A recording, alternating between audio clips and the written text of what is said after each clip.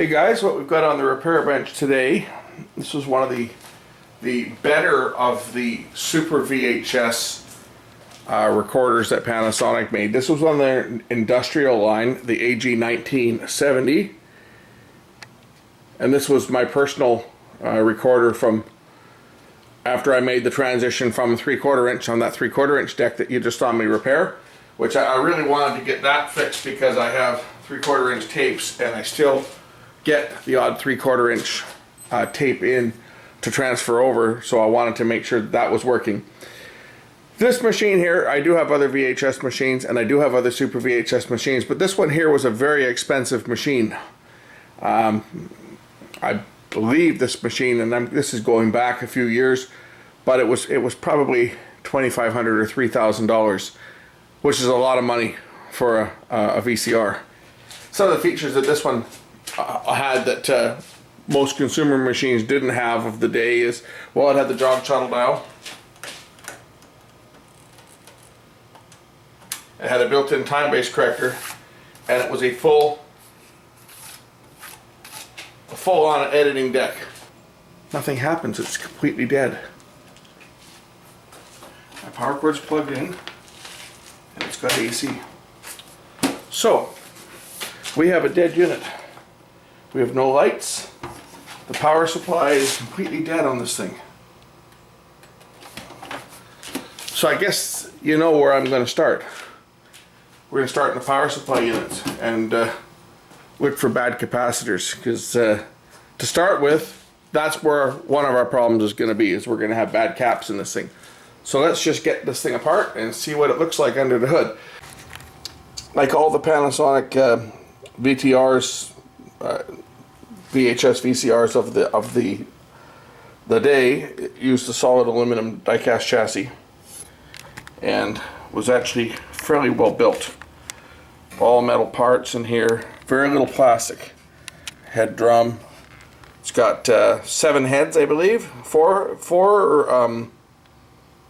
video heads, 2 audio hi-fi heads, and a flying erase head. So it's a 7-head drum. And this is where we're interested here. This is the power supply. So we're going to pop the power supply apart and see what's going on in here. So we'll just unplug the power first of all, because no point in having it plugged in. Let the main B+ capacitors discharge a bit before we get in here and get the ESR meter out and see what's going on.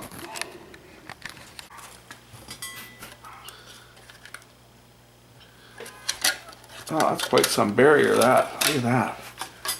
That thing's huge. It covers up even the capacitors inside here, so that in the event that the plastic insulation here were to crack and the metal case would become exposed, it couldn't possibly touch against the side. And that's probably because this capacitor, the negative, is actually floating. Now we've got 2 capacitors here. The negative side, which you can see is this one here, that's to the can, and that's connected to the positive side of this capacitor here. And these are both rated at 350 volts each, which means fully charged we could have 600 volts across here. They're putting a capacitor in that bigger rating, you know that it's going to be at least a couple hundred volts on each one minimum. So we're probably talking 400 volts DC across the 2 of these things running this inverter. And you would wonder why they would want such a high voltage, but a lot of the Japanese manufacturers did that. They went to these ridiculously high voltages. Now this is interesting. There's circuit glue on here, and it looks like somebody's been in here. Maybe not, but there's some circuit glue on here for sure. Anyway, I'm interested in what's going on with these little electrolytics down here, because these are in the secondary stage. And because this is and there's another thing I'm going to touch on. This is a switching power supply.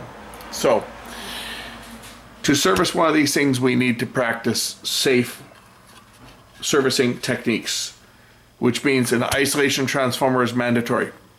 And I just so happen to have an isolation transformer here. Yes, I know that's a very acronym. You're probably going to say, well, that doesn't isolate, but actually it does, because my isolation transformer or my variac is plugged into an isolation transformer underneath my bench. So we're going to plug this thing in because I want to see whether I've got any voltage on my primary capacitors first before I go any further.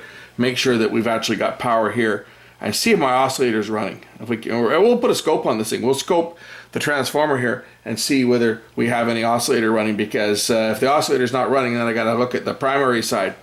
But if my oscillator is running, then we're going to focus our efforts on the secondary side. So let me just get my meter set up here so we can measure some voltages. Okay, we've got our power supply turned on. I'm just going to turn on the bench here. If you can read my meter or not. I've got my ground for my probe connected to the metal chassis here, which will bring me on my midpoint. So I don't expect to see anything. Okay, but minus 6 volts there. On the negative side of this capacitor, I have minus 134 volts. And on the positive side of this capacitor, I have plus 125. So 135, negative 125, 235, about 260 volts. And if I actually take my scope probe here, my negative terminal, and measure from the positive terminal to the negative terminal, actually I have 336 volts. Do I not know how to add or something? But anyway, that's what I mean about these power supplies are extremely dangerous to work on. And that's why you want to make sure you're isolated, because you have enough power here in stored capacitors to really cause some serious damage if you were to stick your fingers in there. Once I remove the power, as you can see, the voltage drops off fairly quickly. So just due to the fact that the voltage is dropping off as fast as it is, I'm going to go out on a limb and say that my oscillator probably is working. But let's just go to the DC side here. We'll turn the power supply back on, keep our fingers away from the hot side, and we'll just look at see if there's any voltages down here on any of the DC sides. Oh look, I have 6 volts. I have 6 volts on a fuse. So we know that the power supply is running. But our voltages may not be correct. I don't know that this rail that I'm getting 6.2 volts is supposed to be 6.2. It could very well be a 12 volt rail. But we know that this thing is producing power. So now, because we know that it is producing power, and even after I turn it off, the oscillator is still running, you see, it's still producing power. When those capacitors discharge enough, the power supply will shut down. Eventually, it will shut down. We still have a charge of about 50 volts across the two of them. So we still have an output. But as these capacitors discharge, it will shut down. It might take a few minutes here because we don't have a load on the power supply. So things are going to stay charged up here for a bit until I discharge it manually. But now we know where to look in this power supply. And I mean, maybe the problem's not the power supply. Maybe the problem's somewhere else in the VCR. But we have to confirm that our voltages are all correct here. Once we can confirm that our voltages are leaving the power supply correctly, then we can look at what else might be causing the problem. But at this point in the game, we're going to concentrate our efforts on checking some capacitors out in here. Well, the first one I pulled here, C24, 120 microfarad, 35 volts. The ESR actually wasn't bad on it. So I don't think that's the problem. So we're going to put that one back into the circuit here, and we'll move on to the next one that we'll try. Now I did find a couple of these solder connections are kind of questionable in here too. And they've got these jumper wires that they've done where someone has modified this thing at one point, and they've put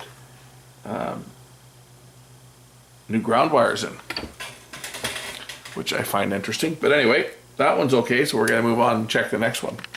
So I just noticed that C28 and C29 are actually connected in parallel with a coil between them. So what we need to do is we need to disconnect one side of those capacitors to measure them so that we can get them out of circuit. So I've just disconnected C28. and we'll just take a look at their readings off of C28, and we find that C28 is looking okay actually. 0.06, I think we're probably okay. How does C29 look? 0.04, so those two look to be okay as well. So as I continue to go through the ESR meter, I came across this one here, C25. It's a little small 27 microfarad capacitor, 50 volts. If you look at the bottom of it there, the base, looks like there's gunk coming out of the bottom of it. See that? After I pulled it off the board, you can see it. And when I put the ESR meter on it, this one here measured high. So we know our reading should be between 0.56 and 1.5 ohms. 19 ohms. That one's bad. That one's bad for starters. But that's not the only one in here, in this circuit, that I think is bad, because when I was going through with my meter, just doing preliminary checks in circuit to some of these other small capacitors like C23, I got a reading of 26 ohms in circuit. And that's another little electrolytic. I think it should be a lot lower than that. And what other ones did I see in here? C36. Well, C36 comes in at 3.1, so it's actually measuring a little bit better, but I think it's also another one that's probably problematic. So the next one we pulled was C35. It's a 10 volt, 100 microfarad cap. It should be measuring no worse than 1.2 ohms on the ESR meter, and this one's measuring 20 ohms. So this one's also bad, and I don't know if it's going to show up on video there or not, but again, you can kind of see some crap leaking out of it. If you look closely, it kind of looks like the insulator there is bad. And if you give it the sniff test, it kind of smells a bit like fish, because, well, fish oil is what they use as the insulation material in the dielectric. So this is a 10 volt 100 microfarad cap, and I'm quite sure I'll have one in here.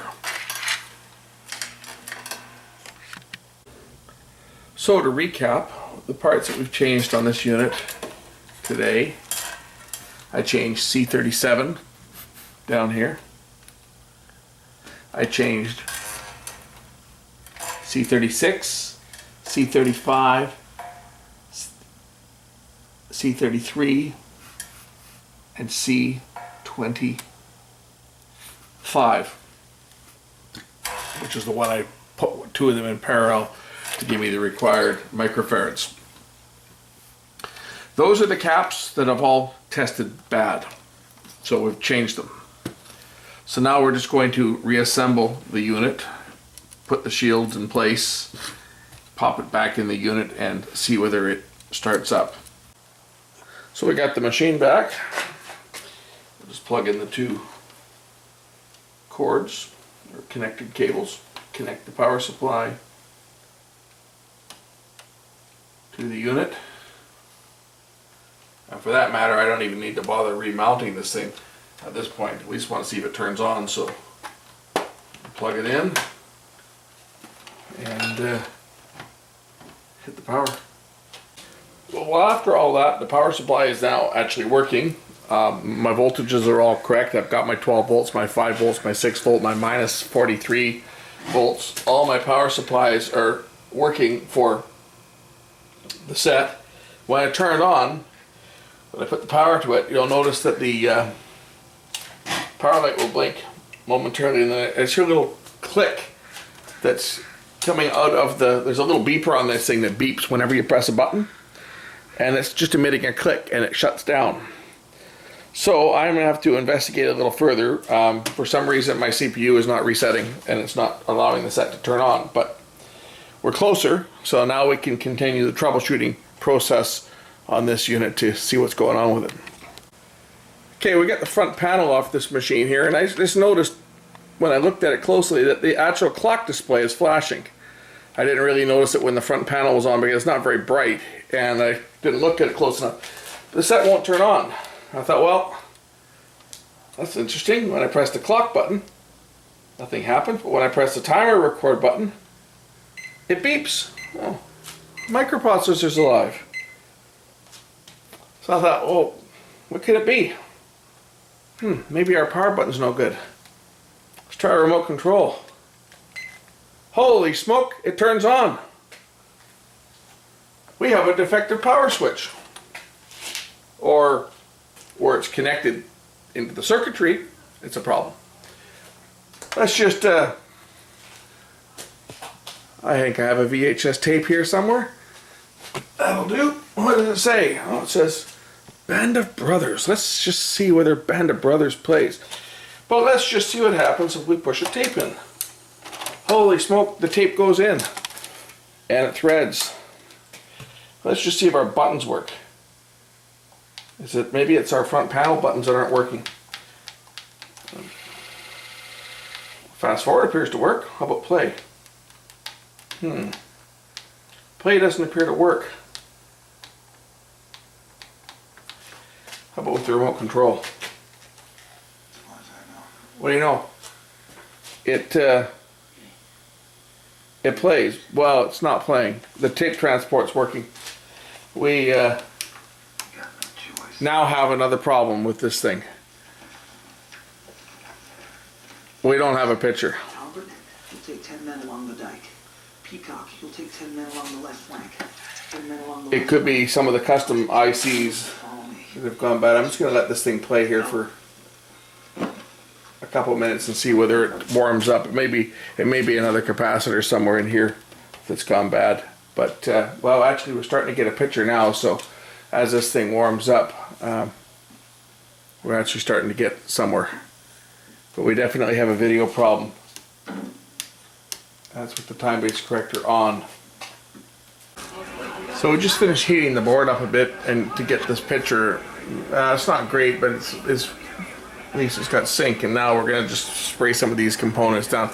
I'm using a can of duster. If anybody doesn't know, just your regular dust off stuff. You can turn the can upside down and you get frost out of it.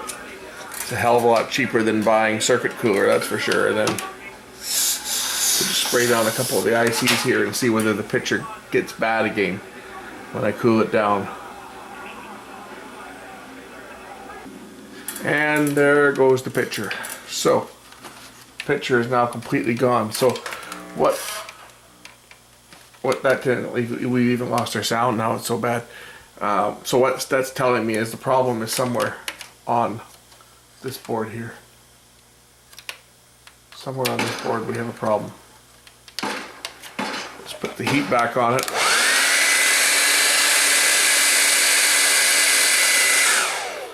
See if my picture returns. So now we have a picture. If I pan up here, and you'll see if I spray down this board again is what's going to happen. It cools down, the picture will start to scramble again. There it goes. Trying to localize what area of the board it's on. There it starts to go bad again.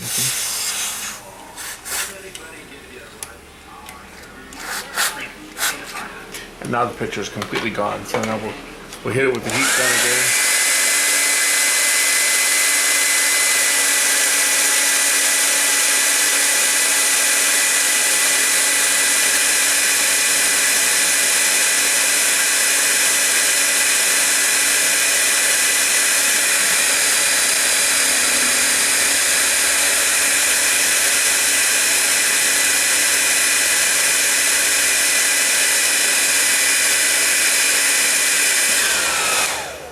As we warm it up, the picture improves. So somewhere on this board here, we got a problem. I'm going to pull this board out and see if there's anything obvious with it.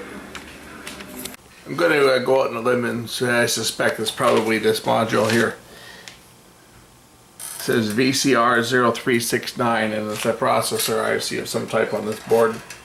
The reason that I think that that's probably where the problem is, and I haven't tested it any further, but really there's not a lot on this board. It's a chroma board, and looks like we've got your chroma noise reduction on here. You got a delay line, a couple capacitors and stuff, but no, not really any active components on this board other than there's a couple of ICs over here. But if we look into the bottom of this module, that spells trouble. Trouble with a capital T. Surface mounted electrolytics. These things are notorious for causing problems. And I see a little bit of rust on the end of this can. So I'm thinking probably the electrolytic has leaked out of these capacitors. Give it the sniff test and it smells like fish. So we're going to open this thing up and see whether I can do anything for this thing or not. I hope I can, because good luck trying to find one of these. Well, as you can see what's inside here, we've got 8 surface mount electrolytic capacitors and a couple of ICs. Now that this is out of the circuit, you see when I was putting heat on and spraying it, it took a while for the effect to take place. That's what pointed me towards this part, because any of the other components on here, as soon as you hit them with cold spray or hit them with heat, there would be an immediate effect on the picture. But this time I had to actually put a fair bit of coolant onto it because I had to cool this whole can down. It's probably going to be one of these caps. I'm going to see if I can measure them. I don't know if I can, if I'm having any luck, I can replace them. But we're going to measure them and just see. You know, maybe I can get lucky and bridge one or get one out, get a new one in there. But it's not looking very good. That coupled with the fact that the front panel buttons aren't working on this machine, that's unfortunate. But I may just have to cut my losses. This is my machine, so it's. You know, it'd be nice to have it working, but it's not the end of the world if it doesn't work. But surface-mounted electrolytics are always bad news, and of course this machine was built in that era of time where that seemed to be the norm, and everybody that used these stupid things, you know, I'm sure all the manufacturers regretted it. Okay, so I've just updated my probes here so that I can probe this thing.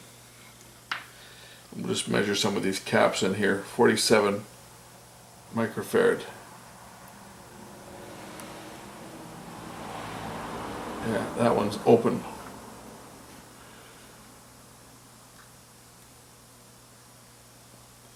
That one's completely open. How about this one? Another 47 microfarad down here. This one here is 15 ohms. Yeah, okay, shouldn't be any more than about 1.6 for a 10 volt cap, or 2.2 I should say for a 10 volt cap. And how about this one here? 15 ohms, yeah, that's also bad. 15 ohms, that one's bad.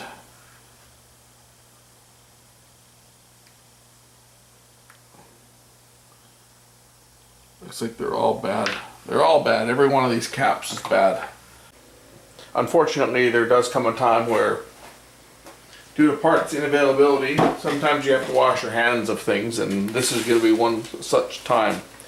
I thought about trying to replace some of those surface mounted components on that module, but reality set in, it's not going to happen. It's just not something that you're going to do. First of all, the copper traces are basically painted onto a piece of glass. So you put any heat on them to try and remove the components, and it's going to damage it. It's unfortunate that Panasonic built a lot of their machines this way. They're later generation crap machines. That's just the way Panasonic built stuff. They weren't the only ones guilty of it. Sony was also guilty of building stuff with these stupid modules in them, and when the modules fail, and they actually were quite a common problem just because of the way they were designed. They were junk from the get-go. I mean, Sony did exactly the same thing with this little piece of shit. All those Sony TVs. This is a brand new one, but never got used. But this is the MTS stereo soundboard off of a Sony TV, and it wasn't just Sony that used them. Hitachi and everybody used these things. But the same idea, right? You know, you mold a chip right onto the board itself and then mount some surface mounted caps on the other side. And these things are junk. They failed. I changed literally hundreds. I lost count. I can't count that high of how many of these things I changed over about I don't know, maybe a 10-year period, but the numbers were ridiculous. It was 5 or 6 a day, every single day, in both VCRs and in televisions. All the Sony TVs used them, and a number of other manufacturers that bought this module from Sony.